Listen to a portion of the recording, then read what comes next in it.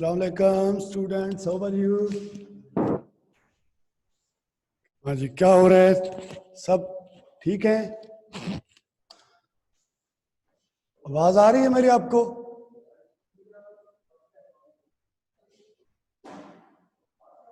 जी good,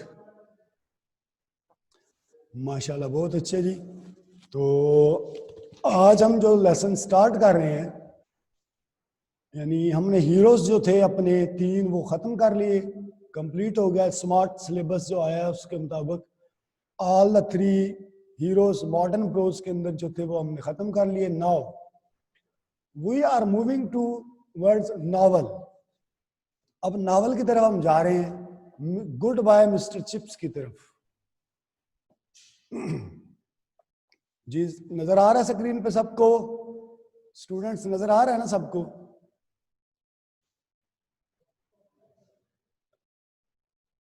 जी जी ठीक।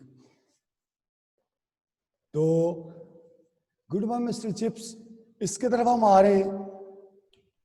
तो इसका हमने स्टार्ट किया है जो चैप्टर 10 है वहां से, ठीक है जी। और साथ फिर हमने जो नई चीज करनी है वो होगी हमारी ईडियम्स। अब ईडियम्स जो है वो डेली बेसिस पे हम किया करेंगे 10 ईडियम्स, ठीक है। तो इंशाल्लाह ताला इडियोमेटिक फ्रेजेस जो है वो 10 डेली बेसिस पे आप किया करेंगे। साथ ग्रामेटिकल स्ट्रक्चर को भी we are going to start now. And also the 1 chapters daily summary of goodbye mister Chips, एक चैप्टर की समरी डिस्कस किया करेंगे। आफ्टर दैट क्या होगा, उसके क्वेश्चन, उस चैप्टर के जो इंपॉर्टेंट क्वेश्चन है वो हम डिस्कस करेंगे। साथ फिर उसके कुछ जो मीनिंग्स होंगे या उसका जो ऑब्जेक्टिव पोर्शन होगा वो डिस्कस करेंगे। अब स्लाइड 1 में जो समरी ऑफ द लेसन अब देखते हैं of Mister chips chapter 10। The lesson begins, or the chapter begins, with the death of Mr. Meldrum, who was the succeeded Weatherby, जिसने वेदरबाई जो हेडमास्टर था, who एडमिटेड किसको, chips को, जिसने job दी थी, इंटरव्यू किया था जिसने, उसकी जब डेथ हो जाती है मिस्टर वेदरबाई की, तो उसको सक्सीड किसने किया था, यानी उसकी जगह पर न्यू हेडमास्टर अपॉइंट जो हुआ था, his name was old Meldrum. The year is 1900, 900 साल 1900 है ये जो ईयर उसमें चल रहा है नॉवल के अंदर। And we see this chapter begins with the death of the old मेल्ड्रम who was the headmaster of Mister chips the school, जो स्कूल है ब्रुकफील्ड जो स्कूल है उसका। और after the death of Weatherby ये होता है। और how did he die, how did mister मेल्ड्रम die, उसकी डेथ किस तरह होती है? ही डाइड ऑफ निमोनिया, ये स्पेलिंग लिखे हुए हैं PNEUMONIA, निमोनिया।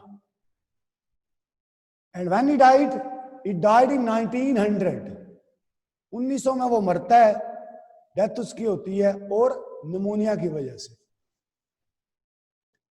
जी नेक्स्ट स्लाइड में इसमें बनता है जी नो चिप्स वाज। अब क्या होता है, Brookfield had no headmaster right now after the death of Mister Meldrum. Now the administration has to take the decision for the acting headmaster. Chips, who was retired headmaster, who was living a retired life, now was appointed as an acting head of school. Acting head of school के तौर पर उसको ले लिया जाता है। Is not now given the status as a permanent headmaster, but the acting के तौर पे, आर्जी तौर पे उसको वहां पर हायर किया जाता है, उसकी सर्विसेज को, मिस्टर चिप्स को। We see in this chapter a 37-year-old young man named as Ralston was appointed as permanent headmasters of school. And the very next thing which we are going to learn through this lesson of the goodbye mister Chips या इस novel के अंदर, जब acting head के तौर पे mister chips को higher कर लिया जाता है, soon after his tenure of performance, हम देखते हैं कि कौन आ जाता है, Ralston. He is 37 year old, 37 year age है उसकी. तो वो आता है हमारे पास, and we see that he is appointed as on the regular basis a permanent headmaster. He is very vigilant, very diligent, very talented boy, and all the time ready to serve his school. He has won many medals in his teaching careers and also in his administration career. Very talented. But now the issue is that students and the rest of the administration do not like him. School के जो बच्चे हैं वो भी उसको पसंद नहीं करते, और जो बाकी जो लोग हैं एडमिनिस्ट्रेशन के जो लोग हैं, एडमिन के जो लोग हैं, उसको पसंद नहीं करते. Severe and hard discipline. That his personality lacks anything, but we can say that because of his very severe discipline, tight discipline, students don't like him, and also the administration as well. पर administration भी उसको पसंद नहीं करती उसके discipline की वजह से. He doesn't allow anyone just to commit any wrong.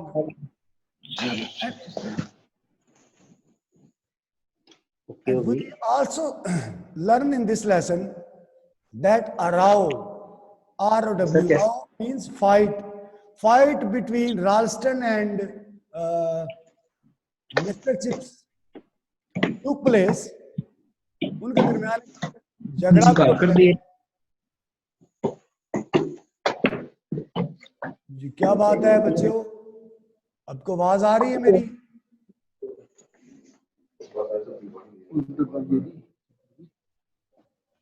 Hello, ओ सुनना पिया. ये माइक किसका खुला हुआ? माइक ऑफ करें अपना.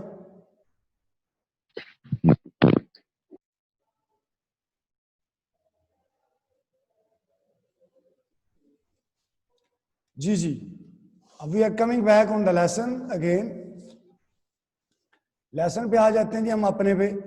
तो हम देखते हैं कि उनके आपस में क्या होता है जी, एक डिस्टर्बेंस भी बन जाती है लेसन के अंदर कि उसकी राल्स्टन की और क्या कहते हैं चिप्स के दरमियान आपस में. Ralston didn't like Chips because of his slovenly method of teaching, slovenly living lifestyle, because most of the time Chips' gown, teaching gown especially, is tattered and weird very much. वो बहुत ज़्यादा उसका gown जो फटा हुआ है. And his method of teaching is also old one. He is unable to teach Greek and Latin languages according to the modern sense, modern pronunciation. So Ralston didn't like him. These are the issues which most of the times are raised by Ralston, and because of his severe discipline, nobody likes him in the school. But we cannot say that Ralston is not a talented guy and not a talented head. He many a time showed a very good and healthy result of the institute. ये करने के बाद हम देखते हैं जी नीचे थोड़ा सा करेक्टर और राल्स्टन का इसी चैप्टर के अंदर में जो एक्सपोज होता है. Ralston was arrogant and aware of himself. We cannot say that he was arrogant. Arrogant doesn't mean in the negative sense here. हम यहाँ पर नेगेटिव सेंस में इसका मीनिंग नहीं लेंगे कि वो क्या था, एरोगेंट था, यानी वो नेगेटिव सेंस में. He was proud in a sense that he is capable of producing the result he loves always. ऐसा रिजल्ट, ऐसी सिचुएशन वो क्रिएट करता है जिस तरह की वो खुद लाइक करता है. And he was very much aware of his potentials, energies and talent as well. He was not going to surrender because of the severe situations, because of the hostile circumstances. Was ever ready to face the crisis. हर वक्त वो अपने crisis, हर किस्म की situations को deal करने में वो ready रहता था. It was Ralston who announced the death of King Edward the Seventh. ये एडवर्ड के स्पेलिंग यहाँ पर गलत लिखे हुए हैं. EDWARD स्पेलिंग है. Edward, EDWARD, Edward the seventh. जो किंग एडवर्ड है, इंग्लैंड का जो बादशाह था जिसकी डेथ हो गई थी. In this lesson we also learned that it was Ralston who announced his death, जिसने उसकी डेथ का ऐलान किया था कि किंग एडवर्ड की जो डेथ हो चुकी है. And that was a very, you may say, sad situation, a very, you may say, critical situation in the country. तो ये चीज उसने अनाउंस की थी. These are the main things. फिर इस लेसन के अंदर we also learn one thing new, that is of the, क्या कह सकते हैं, the strike of the railways. Railways की जो स्ट्राइक्स होती हैं वो हम देखते हैं. And mister chips behaviour and attitude towards the railway, you may से स्टाफ, उनके साथ, उनका स्टाफ कैसा के साथ बिहेवियर कैसा है. He most of the time tries to go on the lines, वो पटरियों के करीब चला जाता है. ये चीजें हम क्या करते हैं इस लेसन के अंदर सीखते हैं. So this is the summary of the lesson और the chapter 10 of Mister Chips. यहां तक डिड यू गेट इट? यहां तक कुछ समझ आई आप लोगों को या नहीं? ये लेसन है जी. गुड.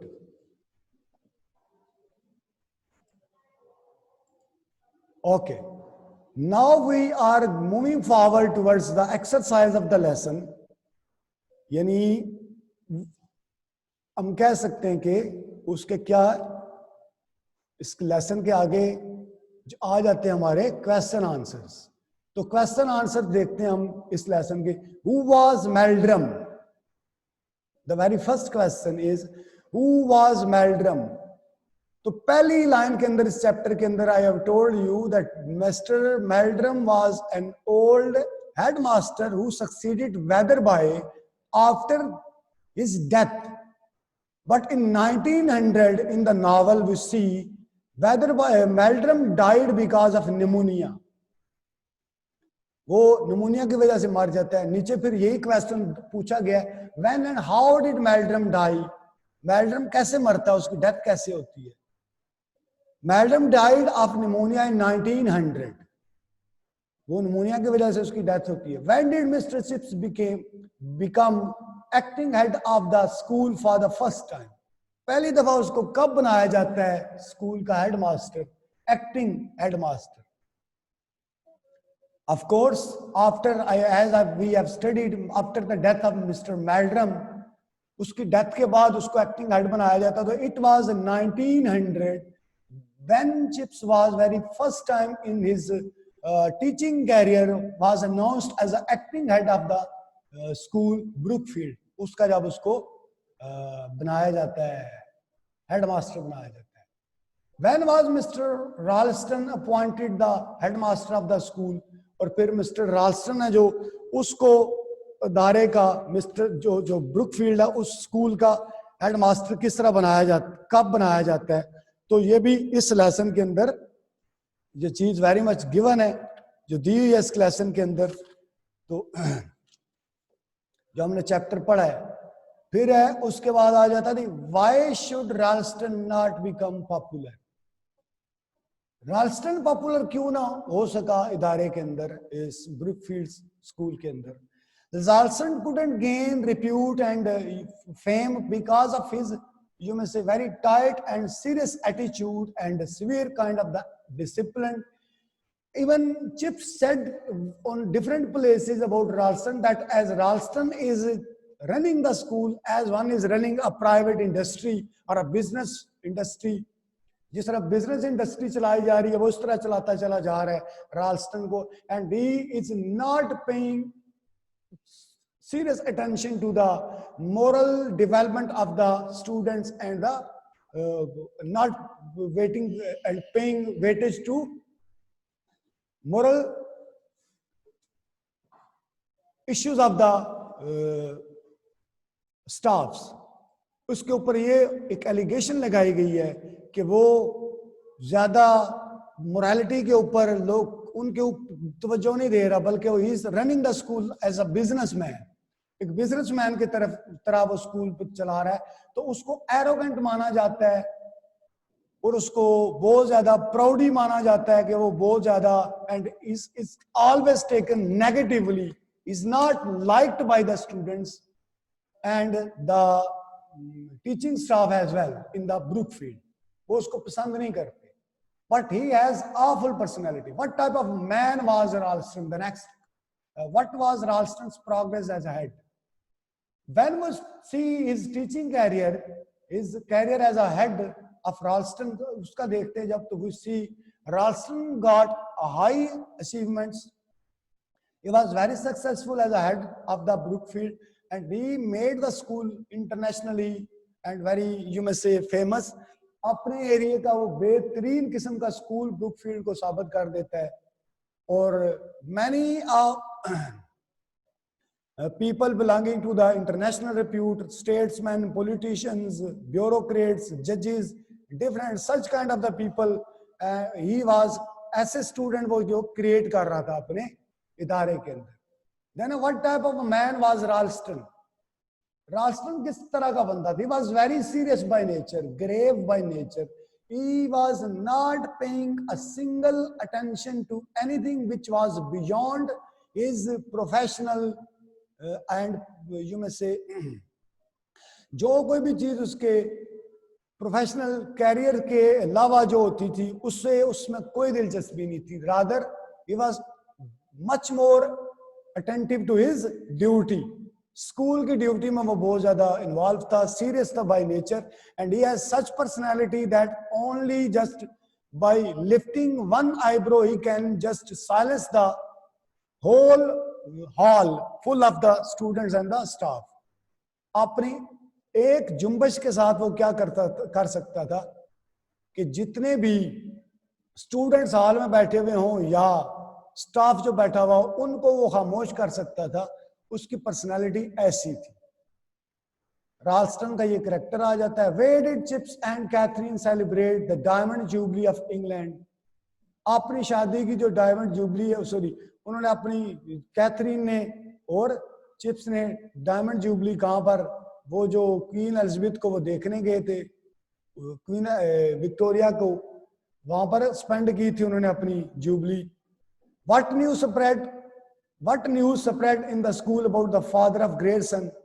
Grierson के फादर के बारे में एक बच्चा है, was a student of the Brookfield school. उसके बारे में क्या खबर मशहूर हुई थी? खबर ये मशहूर हुई थी कि उसकी डेथ हो गई है. बट लेटर वी सी कि वो पता चलता है कि वो जिंदा है, उन लोगों में मौजूद है जो बच गए. What final news about Grierson's father came? आखिरी खबर क्या आती है ग्रेयरसन के फादर के बारे में कि वो क्या हुआ उसके साथ. Later in the novel we study that Grierson's father was among that group of the people who survived, जो बच जाते हैं जिंदा, उन लोगों में वो शामिल है. तो this made Grierson very happy and pleasant. ये न्यूज उसको बड़ा खुश कर देती है, इससे वो काफी सारा सेटिस्फाइड हो जाता है. और फिर ये स्कूल में भी खबर सुनाई जाती है by mister Chips to the everybody, and जो स्टूडेंट है उसको लाइक करते हैं और एक अच्छा किस्म का टाइम स्पेंड करते हैं. उसके बाद अब आगे आ जाती है जी हमारी नेक्स्ट स्लाइड आ जाएगी. दो this is not much more important, but from examination point of view हम देखते हैं ये क्या है, हमें इसकी जरूरत होगी. ये है objective of the novel chapter 10. ये बेशक आपके दी हुई नहीं होगी मे बी पेपर के अंदर, बट द थिंग इज कि आपने इस चैप्टर की जो ही आप करेंगे ऑब्जेक्टिव वाइज थोड़ा सा स्टडी करेंगे तो आपको काफी सारी चीजें इसकी जो क्वेश्चन आंसर्स के अंदर हैं वो समझ आनी शुरू हो जाएंगी. In 1900 old Meldrum died whether by as a head, succeeded whether by as a head. क्या हुआ ये? अब succeeded के मीनिंग क्या है? जिस तरह ये ऊपर दिया हुआ ना कि in each sentence the underlined word can be replaced by one of the following 4 words. Find out the right synonyms and write down its serial number A, B, C, D. उससे इसको फिल अप करना है जी. ये given para जो है इसको in 1900 old Meldrum succeeded. अब succeeded का मीनिंग हमने जो नीचे 4 ऑप्शन दिए हुए हैं उसमें फाइंड करना है. Appointed, ascended, resigned, served. ये एक्सरसाइज आपने करनी है घर में. अपॉइंटेड होगा यहाँ पर. मेल्ड्रम दूसरे ऑप्शन में आते हैं. Meldrum had held office for the 3 decades. 3 दहाइयों तक उसने अपने ऑफिस में काम किया है. 3 decades किसको कहते हैं? एक डेकेड्स कितने होगा ईयर का? 10 का. तो 3 decades का मतलब है 3 terms, 10 years, 30 years, 3 times. तो ये बन जाएगा एक डेकेड अगर 10 का है तो 3 डेकेड का हो जाएंगे, मल्टीप्लाई 3 करें तो इसको बन जाएगा 30 years. 30 years उसने ऑफिस सर्व किया है, जॉब सर्व की है अपने इदारे के अंदर. तीसरे ऑप्शन में आ जाता है when they brought in a mere youngster of 37 glittering with first and blues. तगमों से सजा हुआ जो लड़का आता है 37 जिसकी एज है और यंगस्टर है, वेरी गुड लुकिंग. तो ग्लिटरिंग का मतलब क्या है? ग्लिटरिंग का मतलब ऑप्शन के अंदर आ जाता है शाइनिंग. एंड के ऊपर है डी वाला ऑप्शन आ जाता है. ये बात हो रही है राल्स्टन के ऊपर जब वो ज्वाइन करता है इसको. He was an altogether fourth. He was an altogether चौथा ऑप्शन हमारे पास. Milder and less ferocious animal.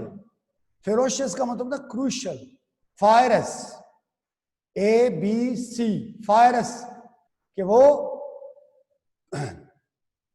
क्या जी कम किस्म का जालम और चाबर किस्म का आदमी था. फायरियस आ जाता है जी इसके ऊपर. 5th आ जाता है आगे ऑप्शन है क्वाइट नर्वस बॉय. इसका ऑप्शन क्या आएगा? नर्वस का मतलब क्या आएगा? Worried, disturbed. ठीक है जी. इसके बाद 6th ऑप्शन है. अब ये ऑब्जेक्टिव वॉइस जो आपका है डेटा, ये आपने करना है तैयार इसमें.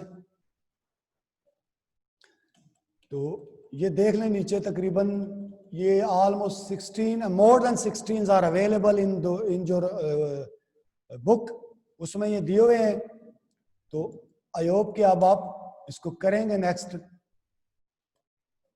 आगे आ जाते हैं. मैंने कहा था कि डेली बेसिस के ऊपर now by this very day we are going to start with the idiomatic phrases.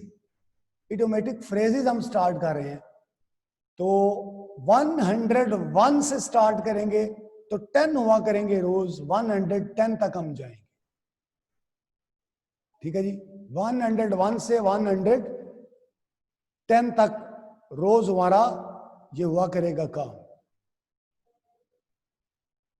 तो आज हम आपके सामने ये स्लाइड खुली हुई है इडियोमेटिक फ्रेजेस की. डाई आ डॉग्स डेथ.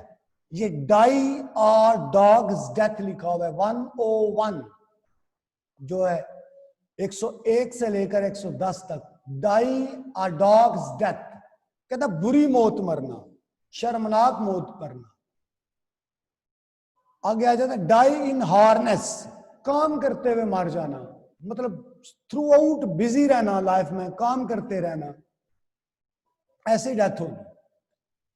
डाई हार्ड कदामत प्रस्त, conservative, one who is very rigid and very reluctant to something new. जो नई चीज को अडॉप्ट नहीं करता बंदा उसको कहते होते हैं कदामत परस्त या कंजर्वेटिव. ठीक है जी. रिजिड, नॉट अलाउइंग हिमसेल्फ और the others for the new things. नई चीजों के लिए जो जहन नहीं खोलता जी. यहां तक कुछ समझ आई है? इडियम्स पढ़ रहे हैं सारे आप बच्चे?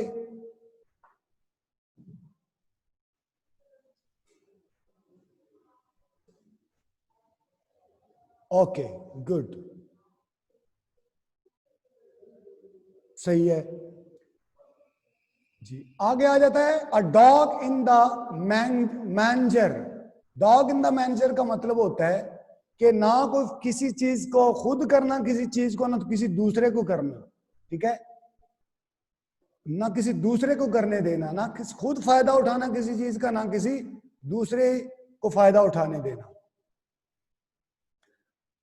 तो अ डॉग्स लाइफ, बुरी जिंदगी गुजारना, मतलब कि हम क्या कहते हैं, जिल्लत की जिंदगी, रुसवाई की जिंदगी गुजारना, इसको कहते हैं डॉग्स लाइफ। फिर आगे आ जाता है जी डबल फेसेड। डबल फेसेड का मतलब होता है मुनाफिक आदमी, ठीक है, दो डिप्लोमेटिक किस्म की, दोनों तरफ से चाल चलने वाला, ठीक है, double facet, hypocritical kind of the person. इसको दूसरे वन वर्ड में अगर हम लेकर आएंगे, इसको कहेंगे हम hypocritical kind of the person, and in the modern sense this term is known as a diplomatic approach वाला बंदा जी। डिप्लोमेटिक है जी, वो दोनों तरफ प्ले करता है, तो हम उसको उर्फ़े आम में कहते थे मुनाफिक। Down and out, down and out का मतलब होता है पॉवर्टी स्टिकन, गुर्बत में फंसा हुआ इंसान, मुफलस या कंगाल बंदा, poor. Drawn match, undecided match, ऐसा मैच जिसका कोई फैसला ना होता हो या ना हुआ हो, ड्रा मैच जिसको कहते होते हैं, मैच का ड्रा हो जाना, अनडिसाइडेड, ठीक है जी। Eat humble pie, admit one's fault, अपनी गलती तस्लीम कर लेना, admit one's, admit, eat humble pie का मतलब होता है एडमिट वंस फॉल्ट या मिस्टेक, गलती का इतराफ करके शर्मिंदगी जब उठाता है इंसान तो वो ईट हम्बल पाई। ईट वंस वर्ड, अपने banking out from the words, अपने अल्फाज से फिर जाना, वापस लेना अपने अल्फाज, ठीक है जी। At 11th hour, in the nick of the time, इसका दूसरा आइडिया बनता है in the nick of the time, at 11th hour, या इसका मतलब है in the nick of the hour, in the nick of the time, आखिरी वक्त पर, बिल्कुल। थर्ड वाले ऑप्शन में बनता है डाई हार्ड। डाई हार्ड का मतलब होता है कंजर्वेटिव, कदामत प्रस्त, यानी one who does not allow himself और the others for new things, जो नई चीजों को पसंद ना करता हो, मॉडर्निटी को पसंद ना करता हो, रिजिड किस्म का बंदा, जो जिद्दी किस्म का इंसान हो, कंजर्वेटिव, अपनी जो रस्म रिवाज के साथ जुड़ा हुआ हो और मॉडर्निटी को, लिबर्टी को अलाउ ना करता हो, लिबर्टी ऑफ थिंकिंग कहते हैं जिसको, ठीक है, लिबर्टी ऑफ लिविंग जो है उसको अलाउ ना करता हो, this is called die hard, कदामत प्रस्त। हाँ जी, any other issue you are having the share? Have you got all the 10 idioms? सबने idioms पता चल गए सबको? 101 to 110 by next very day we are going to, in the very first time क्या करेंगे हम, कल से हम क्या करेंगे जी, अपनी जो रूटीन है, सबसे पहले हम आके idioms करेंगे, फिर चैप्टर 11 करेंगे। And one thing I am requesting you people that your assignments are not reaching in the college. Sir Jameel ने मुझे पूछा था कि उनकी असाइनमेंट के बारे में क्या है, तो आप अपनी अपनी असाइनमेंट्स जो है जमा करवाएं कॉलेज में आके, एक्सरसाइज जितनी भी करते हैं घर में, ठीक है। टीचर्स होते हैं यहाँ पर, एक एक दो दो करके आ जा करें, असाइनमेंट्स अपनी जमा करवाएं। ये हो गया जी हमारा तकरीबन ऑलमोस्ट आज का जो टास्क है वो done.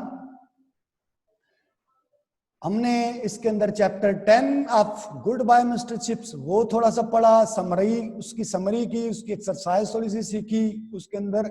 And there are other few questions which are left, आप वो भी देख सकते हैं, अवेलेबल है काफी सारे, वो भी चीजें आप उनको खुद भी कर सकते हैं।